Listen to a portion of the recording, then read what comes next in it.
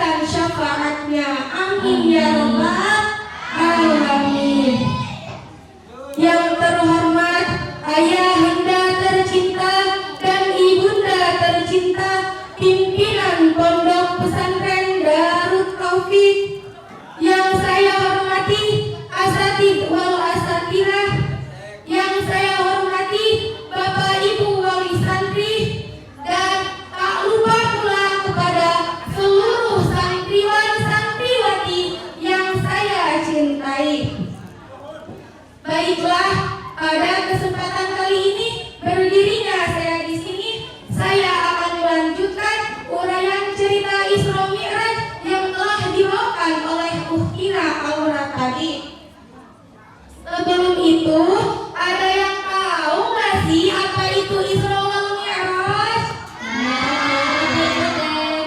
Isra adalah perjalanan Nabi di malam hari dari Masjidil Haram ke Masjidil Aqsa.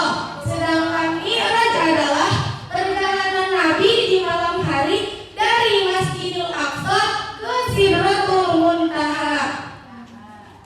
Setelah itu, setelah Nabi pergi ke neraka dan bertemu dengan malaikat Malik, lalu Nabi dibawa naik ke Sidratul Muntaha. Hadirin hadirat, ada yang tahu nggak sih apa itu Sidratul Muntaha? Sidratul Muntaha adalah tempat yang paling tinggi. Di tempat itu Nabi diselimuti oleh kabut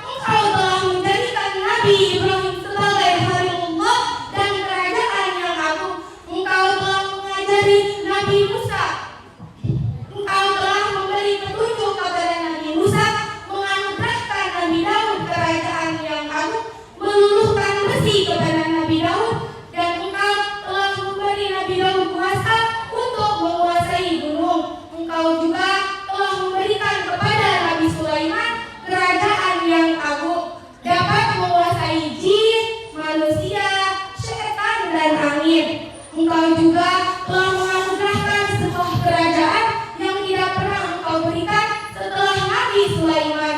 Engkau juga mengajari Nabi Isa kitab Taurat dan Injil, dan memberi kemampuan kepada Nabi Isa untuk dapat menyembuhkan orang yang buta, orang yang bisu, orang yang kulitnya gelap, dan menghidupkan orang yang mati dengan seizin-Mu.